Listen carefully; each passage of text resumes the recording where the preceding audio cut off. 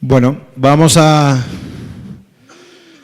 tener la conferencia de cierre con el doctor Juan Manuel Domínguez Andrade. Él tiene un PhD en Economía Aplicada en la Universidad de Minnesota, otra en la Universidad Fabra de España y otra en la Escuela Superior Politécnica del Litoral. Su experiencia laboral: en el 2013 fue director ejecutivo del Instituto Nacional de Investigaciones Agropecuarias, INIAT. En el 2012, coordinador general de articulación de políticas públicas y programas de agricultura, ganadería, acuicultura y pesca de acá del Ecuador. También fue viceministro de Agricultura y Ganadería. También tiene una experiencia académica como profesor principal en la Facultad de Economía y Negocios. Tiene un premio japonés, tercer lugar a la mejor investigación y desarrollo, y varios materiales de trabajos realizados, publicaciones, etc. Así que vamos a tener, como usted se sienta mejor, doctor, la palabra es suya. Buenos días. En primer lugar, muchísimas gracias por la invitación. Para mí es un gran honor estar aquí brindando esta conferencia. Quiero dar unas reflexiones acerca del sector agropecuario y sus relaciones. Esperaría que la presentación esté en las pantallas para poder… perfecto. Bien, tengo en esta parte 3 títulos que voy a tratar de resumirlos en el tiempo que tengo para brindar estas reflexiones. La primera parte es macroeconomía y el sector agrícola, ¿verdad? Y aquí quiero comenzar con una historia. En la Universidad de Minnesota, el profesor Edward Shue fue uno de los principales profesores que estableció una relación entre el contexto del sistema financiero internacional y el sector agrícola. ¿De qué manera hizo esta relación? Recordemos que después de la Segunda Guerra Mundial, Estados Unidos comienza a generar una asistencia financiera hacia Europa. En todo caso, en esa época era muy complicado trasladar el dinero de un continente al otro, y por otras circunstancias el valor del dinero, el valor del dólar se apreció. Cuando se aprecia la moneda, significa que ese país, para el resto del mundo, en comparación con el resto del mundo, va a tener unos bienes, mercancías que son mucho más caras, ¿verdad? Entonces, esto estaba sucediendo en Estados Unidos, que aparentemente llegó hasta 1970. Simultáneamente se arma, ustedes conocen el esquema de Bretton Woods, viene también la crisis, el default, y el valor del dólar se comenzó a depreciar. Antes de 1970 era complicado, no se veían exportaciones importantes en Estados Unidos, exportaciones agrícolas. Sin embargo, después de todo este escenario que les expliqué, que se dio simultáneamente, comenzamos a ver una depreciación del dólar, y aparentemente el sector exportador, agroexportador en Estados Unidos, comenzó a tener una muy buena presencia a nivel mundial. Y esto fue el cuestionamiento: ¿qué sucedió en algún momento, en algún punto de inflexión? ¿Cómo pasamos de ser un país que no teníamos presencia en cuanto a exportaciones, Estados Unidos, a ser un país que estaba teniendo mucho auge en cuanto a las exportaciones? Se dio algunas conjeturas, entre estas que el sistema financiero internacional tiene implicaciones. Recordemos que teníamos un tipo de cambio fijo cuando se establece el acuerdo de Bretton Woods, luego viene la crisis, evidentemente se elimina el tipo de cambio fijo y comienzan a fluctuar la moneda, y de esta forma quedamos a la dependencia del sistema financiero. En esa época, 1970, que escribió este profesor este documento, se decía que teníamos que mirar un nuevo esquema del sistema financiero, ¿sí? Entonces yo les quiero presentar en la siguiente diapositiva, por favor, ¿cuáles serían las relaciones que se establecen entre el sistema financiero y el valor o el precio de las mercancías? En principio, podríamos tener 3 aspectos que son importantes. Primero, el valor del dólar. El segundo, la política de bajas tasas de interés, o también puede ser lo contrario, política de tasas de interés. Y tercero, las especulaciones que se pueden dar en transacciones en el mercado de valor, de futuros. Siguiente diapositiva, por favor. Esto ha sido la evolución, ¿sí? Ustedes pueden observar el periodo del 2000 en adelante a 2008, encontramos una devaluación del dólar.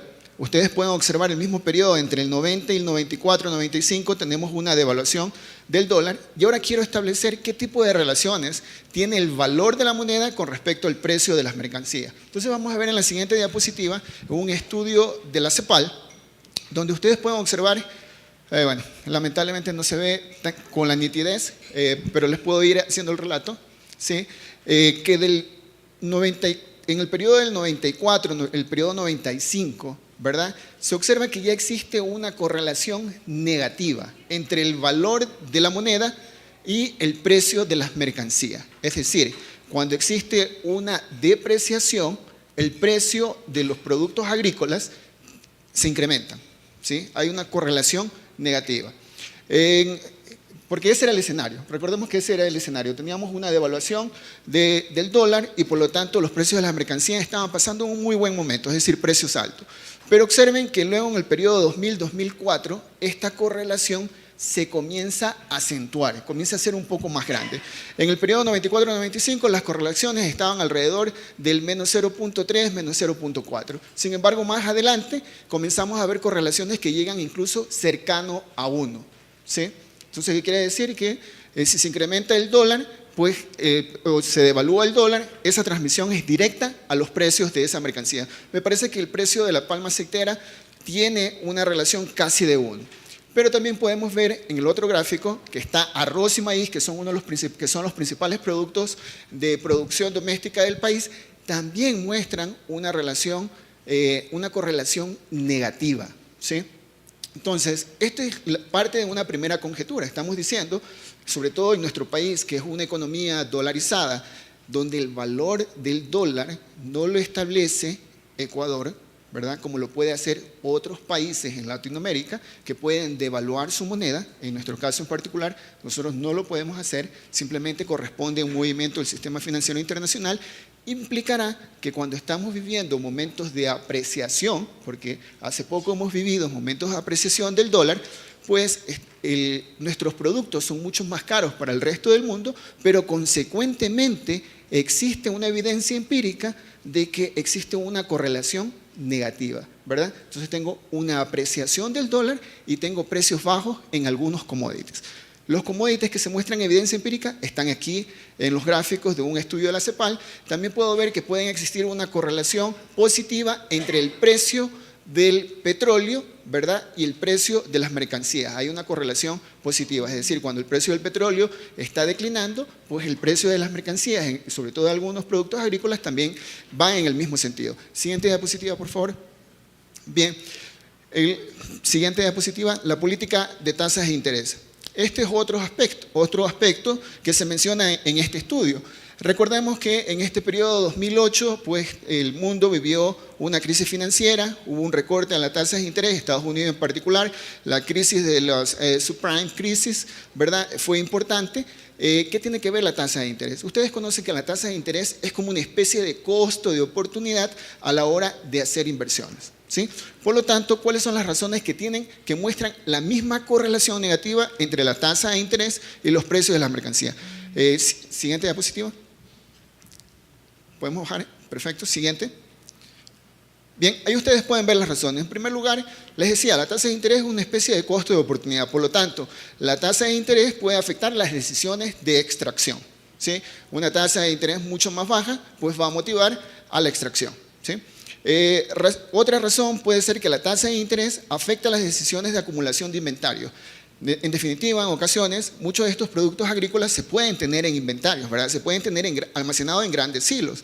Y puede ser que en el momento que tenga una tasa de interés muy alto, pues un costo de oportunidad alto de mantener estos inventarios y tengo que vender. Y obviamente cuando vendo esto que tengo almacenado voy a tener una incidencia en los precios. Y por último, bajas tasas de interés pues me va a obligar a buscar otro tipo, ampliar mi portafolio y buscar otro tipo de documentos. Y probablemente otro documento es invertir en los mercados de futuro de las mercancías. Y ahí también voy a tener quizás en alguna forma alguna presión en los precios de los productos agrícolas. Siguiente diapositiva. Bien, ya había mencionado el tema de la presencia de transacciones en mercados futuros. Veamos qué sucede. Voy a mostrar evidencia empírica que sustentan estos aspectos. Siguiente diapositiva, por favor. Aquí ustedes pueden observar qué sucede en el mercado de futuros de maíz. Me parece que está también arroz, no lo alcanzo a ver de aquí muy bien, y otros productos agrícolas, pero en los periodos donde existen estas fluctuaciones importantes en el valor del dólar, observamos que las transacciones de bolsa se incrementan, ¿sí? Se incrementan de manera importante. Entonces estamos viendo que existe, de todas maneras, no puedo decir una causalidad, pero sí puedo decir que existe una relación en estos hechos, ¿no? Siguiente diapositiva. Aquí se muestra también cómo en esta época comienza a desarrollarse mucho más la presencia en el mercado de futuros de manera virtual, de manera digital. Entonces la barra azul es básicamente una presencia mayor de este tipo de transacciones. Siguiente diapositiva. Bien, hasta aquí he tratado de hacer mi punto con respecto al hecho de que el sistema financiero internacional va a tener una incidencia en los precios de las mercancías, en los precios de los productos agrícolas. Para nosotros, como ecuatorianos, es muy importante esta relación, porque como lo dije hace un momento, el país no está en la capacidad de determinar el valor del dólar porque no es nuestra moneda. Y recordemos que para tener un sistema económico estable, pues definitivamente nosotros tenemos que favorecer las exportaciones y la diversificación de las exportaciones. ¿Cómo se transmiten los efectos, las crisis a nivel internacional? Los shocks económicos, ¿cómo se transmiten? Y sobre todo, ¿cuáles son los determinantes para la transmisión de estas? Son ciertas características de las economías. Primero, que las economías pequeñas son más vulnerables, ¿verdad? Segundo lugar, si la economía es pequeña y tiene concentrado o alta concentración en pocos productos de producción. Y tercero, si el destino también está concentrado en pocos mercados. Si se cumplen estas condiciones, la transmisión o que el sistema sea vulnerable a una transmisión de shock puede ser inmediata, ¿verdad? Entonces, con esta primera parte quiero dejar una reflexión que el sistema internacional importa para este tipo de economías en el contexto de una valoración del dólar y en el contexto de una transmisión de crisis internacionales. Luego, se habla de la convergencia. Yo recuerdo que se realizaron muchos modelos de crecimiento económico, ¿verdad? Siempre se ha preguntado por qué unos países son más ricos y por qué otros países son pobres. ¿Cuáles son las determinantes? ¿Por qué unos países crecen a una velocidad mucho más rápida? Y en ese contexto se hicieron algunos modelos de crecimiento económico, uno de los iniciales con los que arrancó esta teoría, el modelo de crecimiento de Solow, ¿verdad? ¿Qué decía Solow en los 70? Si se acumula, no Solow, más bien el pensamiento en los 70 era que el crecimiento el crecimiento de los países se determinaba por la acumulación de los factores de producción. ¿Cuáles son los factores de producción? Capital, tierra y trabajo, ¿verdad? Mano de obra. Entonces, el pensamiento en esa época era, si un país tiene más capital, tiene más población, ¿verdad? Por lo tanto va a crecer de manera más rápida. Sin embargo, se hicieron regresiones y se mostró que nada de eso explicaba el crecimiento económico de los países, que lo que explicaba era lo que no se entendía, el residuo. Y ahí apareció la teoría del residuo de Solow. Solow gana un premio Nobel por esta teoría y luego la explicación es que lo que no se explica es básicamente la tecnología. Un país puede tener una senda de crecimiento importante cuando invierte muchos recursos en tecnología y aparecen otras teorías como la teoría de la convergencia. Ustedes pueden ver que las tasas de crecimiento de los países, las economías que están desarrolladas, que es la línea azul más fuerte, ¿verdad? Tiene esa evolución, la tasa de crecimiento, y aquellas economías que se denominan países menos desarrollados, PMA, tiene la línea amarilla que arranca abajo, ¿verdad? Y que ustedes observan que en algún momento se están uniendo a esta línea. Aparece la teoría de la convergencia, ¿no? Diciendo de alguna manera que aquellas economías que están desarrolladas van a tener en algún momento, en algún periodo, van a seguir creciendo, pero no tan aceleradamente como lo hacían antes, ¿verdad? Y las economías en desarrollo, en cambio, van a tener la oportunidad de crecer a un ritmo mucho mayor y probablemente en algún momento se encuentren, ¿sí? Este es el gráfico que quiero explicar. Entonces aquí la reflexión es, primero, si queremos tener un crecimiento económico, pues la clave es invertir en investigación, en desarrollo, en tecnología, y que nos puede llevar y nos puede ayudar mucho a la convergencia mundial. Siguiente diapositiva. Bien, Es la misma idea con otro gráfico. Aquí nosotros estamos viendo qué tan cercanos estamos a esos países, ¿verdad? En cuanto a crecimiento y en cuanto al crecimiento de nuestras rentas. Siguiente diapositiva. Bien, ¿cuáles son los desafíos actuales que tiene el sector agrícola? Aquí, básicamente, representar que el crecimiento en el consumo de los productos agrícolas está dado, es evidente. Estos gráficos lo único que hacen es poner en evidencia lo que estoy afirmando. Si ustedes ven estas barras, que evidentemente van a quedar para que ustedes los puedan ver en detalle, pues se ve un mayor crecimiento del consumo de ciertos cereales, de ciertos granos, ¿verdad?, que se producen a nivel mundial. También se ve un crecimiento importante en el consumo de carnes y lácteos, ¿sí? Siguiente diapositiva, por favor. Bien, pero para poder satisfacer esa demanda, y probablemente ustedes ya han escuchado esta frase de que en los próximos años vamos a tener que alimentar casi igual o más población de los últimos siglos, ¿sí? ¿Qué implica esto? Implica una presión hacia los países en desarrollo, ¿verdad? Por lo tanto, ustedes observan en estos gráficos cómo está creciendo mucho más el área de producción de los países en desarrollo, ¿verdad? Se está destinando mucho más tierra para producir alimentos. Lo mismo sucede con la ganadería. Siguiente diapositiva. Aquí ustedes ven el crecimiento y el rendimiento, ¿verdad? Entonces, hay investigaciones que nos dicen, dado que la población está creciendo rápidamente, la producción de alimentos también tiene que crecer de manera igual, tiene que ser un crecimiento sostenible, pero entonces comenzamos a preguntarnos, y es que existe la suficiente cantidad de tierra con vocación agrícola para satisfacer esa demanda, y nuevamente la respuesta cae en el desarrollo de tecnología. Si nosotros no incrementamos productividad, si no incrementamos los rendimientos, pues definitivamente no vamos a poder cumplir con estos desafíos en el sector agrícola.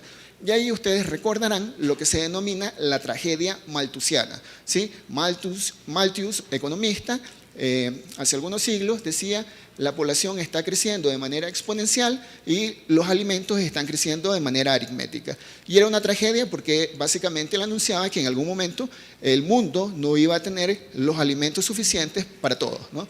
Esa tragedia malthusiana nuevamente se puede romper a través de la inversión en investigación y desarrollo. Siguiente diapositiva. Bien, investigación y desarrollo es clave. ¿Qué estamos haciendo? ¿Qué estamos haciendo todos los países en este aspecto? ¿Cuánto se está invirtiendo en investigación y desarrollo? Las diapositivas están bastante claras aquí y ustedes pueden ubicar a sus países, y yo puedo ubicar al mío, que está Ecuador, 0.35% del Producto Interno Bruto agrícola. Esa es la inversión que se está dando. Existen esfuerzos importantes, ¿sí? No dejo de reconocer que los esfuerzos son muy importantes en cuanto a investigación y desarrollo, sobre todo el esfuerzo que ha hecho el gobierno ecuatoriano. Sin embargo, esta es la realidad en comparación. Siguiente diapositiva. El ranking, ¿sí? Siempre es bueno presentar la cifra a nivel absoluto, pero también hacer la comparación. Y en el ranking ustedes pueden ver dónde están cada uno de nuestros países y dónde está Ecuador en cuanto al porcentaje de inversión e investigación y desarrollo. Siguiente diapositiva. La relación que se está dando entre investigación y el número de investigadores. Los histogramas representan cuáles son los países que están invirtiendo más en investigación y desarrollo en América Latina. Sobresalen Brasil, Argentina y México. ¿Sí? Brasil es la barra de color rojo, ¿no? El primer gráfico es de gasto y el segundo es el número de investigadores. Observen la inversión que se da en esos países. Siguiente diapositiva. Bien, pero ¿de dónde viene este dinero? ¿Sí? ¿Cuál es la fuente de financiamiento que tienen estos países? Observen que la mayor parte de la inversión viene del gasto público, ¿sí? La línea azul es gasto público. Luego vienen otros tipos de fuentes que son donantes, impuestos, ventas de bienes y servicios, hay autogestión en los institutos de investigación pública, ¿sí? y otros ingresos. Pero principalmente viene viene del gobierno, ¿sí? Viene del presupuesto general de los estados. ¿Okay? Siguiente diapositiva. El número total de investigadores. Y aquí un poco la pregunta es, si nosotros conocemos que tenemos estos desafíos en el sector agrícola, ¿verdad? Que son desafíos de toda la región, que el sector agrícola tiene muchos problemas de investigación todavía no resueltos. Si yo me preguntara cuántos investigadores necesito para resolver todos esos problemas, apuesto que estamos en un déficit importante, ¿verdad? De especialización de talento humano. Esta es la realidad que tiene la región en cuanto a número de investigadores en los países, ¿sí? Ustedes pueden ver decimales, no es que existe 149.4 investigadores. Se ha tratado ahí una tasa de tiempo completo, ¿no? Si yo tengo una carga administrativa, pues yo soy un investigador del 90% como investigador y 10% administrativo. Por eso tienen los decimales. Siguiente diapositiva. Porcentaje de investigadores con doctorados, pero ahí van a ver el ranking de aquellas especializaciones de alto grado académico como doctorado, pero podemos ver en la diapositiva a continuación, por favor la siguiente diapositiva, la distribución, ¿no? Y ahí ustedes pueden ver que la mayor parte de estos investigadores tienen tercer nivel, muy pocos tienen maestría y el porcentaje de doctorados pues realmente es mucho más bajo inclusive. ¿Ok? Siguiente diapositiva. Rango de datos, ¿sí? Investigadores en toda la región.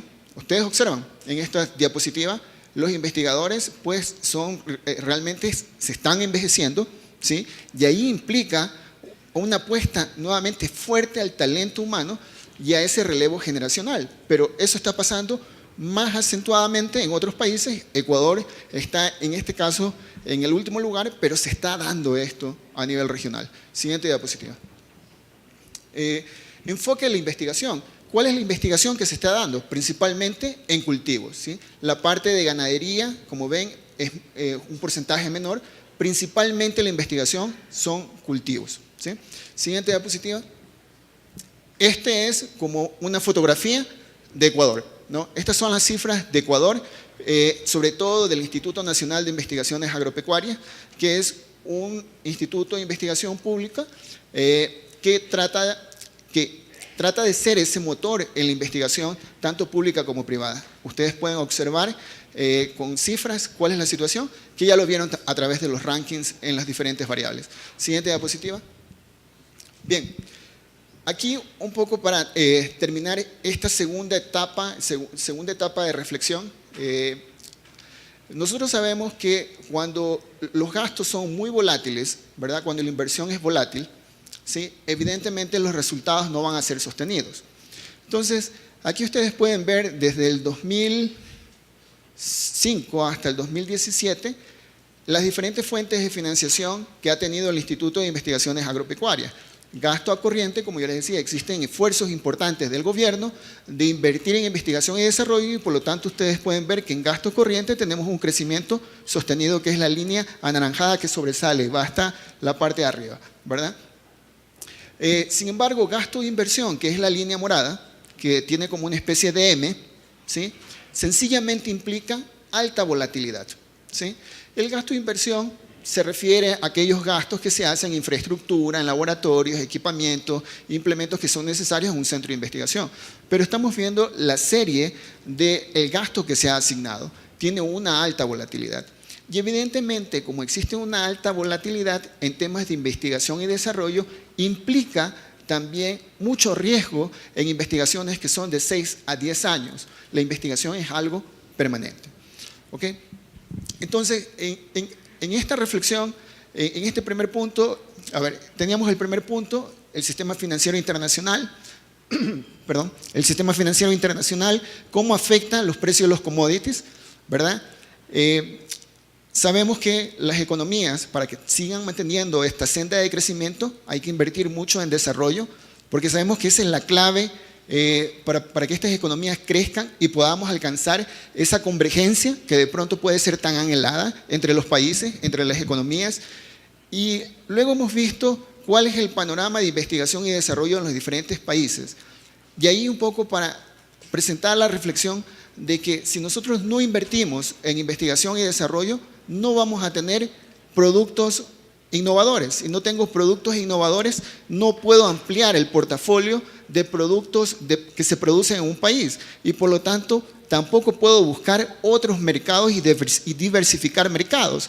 ¿Qué es lo que quiero decir? ¿Se acuerdan cuando yo les mencionaba cuáles son los determinantes para una transmisión inmediata de crisis financiera? Economías pequeñas, altamente concentradas en pocos productos que se producen en esa economía, en ese país, y también una alta concentración de aquellos países que reciben nuestros productos. Si yo no invierto en investigación y desarrollo, pues no voy a tener una diversificación de productos y tampoco voy a atraer a nuevos mercados, ¿verdad? Entonces, este sería el segundo momento o la segunda reflexión que me gustaría hacer. Ahora, en la tercera parte y la última parte de mi presentación, yo quiero hacer una relación clara para derrumbar el mito que en ocasiones pensamos que la investigación y desarrollo no tiene una incidencia rápida y directa en la productividad o en la vida de los agricultores. Y yo les puedo decir aquí que por cada dólar que se invierta en investigación y desarrollo en el INIAP, en el Instituto Público de Investigación, se generan 43 dólares en el sector productivo. Por cada dólar en investigación y desarrollo, 43 dólares en el sector productivo. Siguiente diapositiva. Encuesta, sector agrícola, sector arrocero, 1000 encuestados, ¿sí?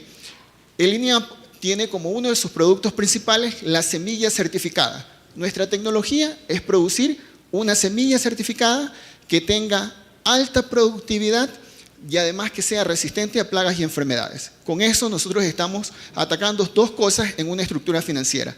Primero, en la estructura de ingresos. Tengo alta productividad, más producción, más ingreso.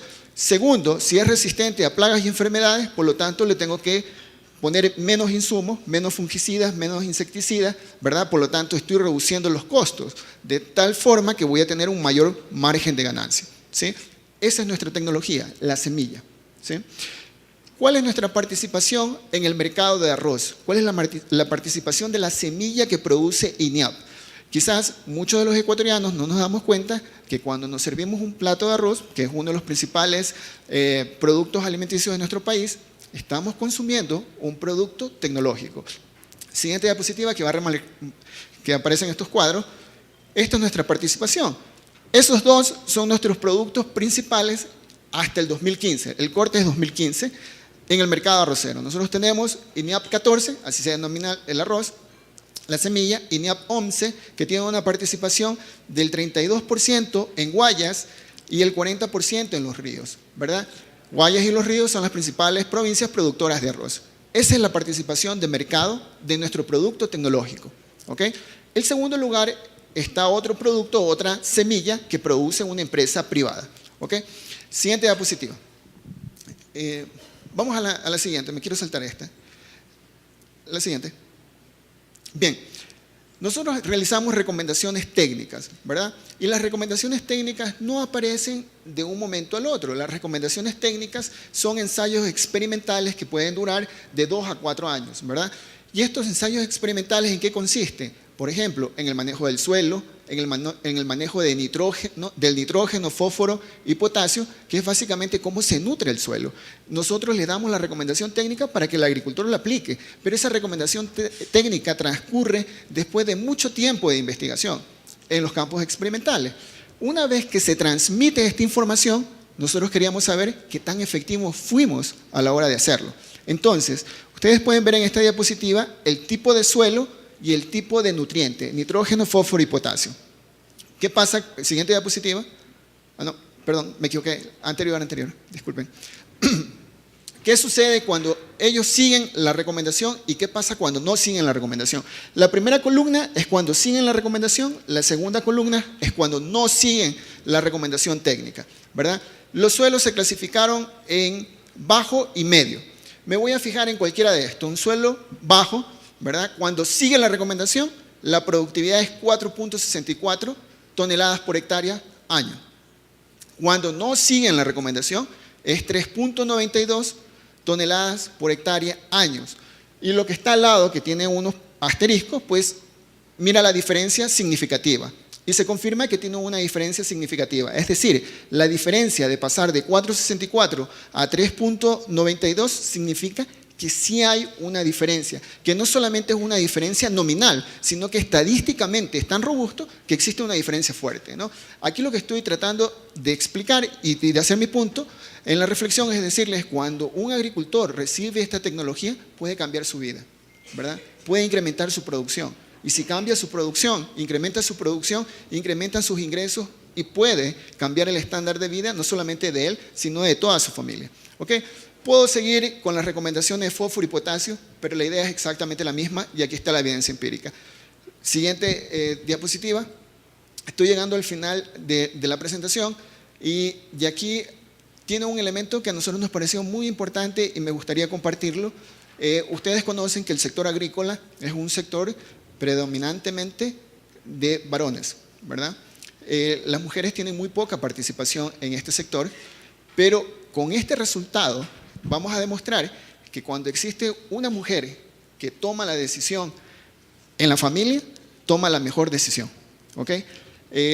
Aquí el estudio consiste en cuál es la probabilidad de que una familia de agricultores utilice una nueva tecnología. ¿Sí? Se hizo una regresión, pueden ver regresión lineal, una regresión de Probit, una regresión de TOEI, modelos estadísticos econométricos, y nos da el siguiente resultado. Siguiente diapositiva. Ahí se resalta, observen, mientras más asterisco significa es significativo estadísticamente, y observen, no le voy a ver la magnitud de ese valor, de ese número, no voy a entrar a esa interpretación, pero le voy a entrar a la interpretación del signo. En los tres modelos es significativo y en segundo es positivo. Es decir, cuando existe una mujer que toma las decisiones en la familia campesina, pues se incrementa, el signo es positivo, se incrementa la probabilidad del uso de estas tecnologías. Entonces, es importante la participación de la mujer en esas decisiones. ¿Ok? Con esto he hecho un poco la explicación de decir, los institutos públicos de investigación, los institutos públicos de investigación se originan desde fines de 1950. En Ecuador se llama INEAP, en Argentina se llama INTA, en Costa Rica se llama INTA, en Brasil se llama Embrapa, ¿verdad? Cada país tiene un instituto público de investigación. Los institutos públicos de investigación juegan un rol clave en el incremento de la productividad sectorial. El sector agrícola es un sector que tiene una participación importante en nuestros países. La mayor parte de nuestros países son agrícolas. Cuando lo vemos como porcentaje del PIB, en ocasiones aparece un 10%, como el caso ecuatoriano, caso de promedio, el 10%. Si ustedes le añaden los otros negocios alrededor del sector agrícola, probablemente la participación no sea 10% en el Producto Interno Bruto, probablemente sea 20 o 30%. ¿Sí? Nosotros tenemos una economía pequeña que puede ser susceptible a la transmisión de ciertos shocks externos, pero para poder ser menos vulnerables, ¿qué necesitamos? Necesitamos invertir más en investigación y desarrollo de manera sostenible para obtener resultados también sostenibles, productos innovadores. Al obtener estos productos innovadores, más producción agrícola, puedo diversificar mercados y me convierto en un país mucho más independiente a aquellas crisis a nivel internacional. Y por último, también voy a tener una economía consolidada, sobre todo cuando yo no manejo el valor de mi moneda. Esas son un poco las reflexiones que quería compartir con ustedes a través de toda esta evidencia empírica. Muchísimas gracias.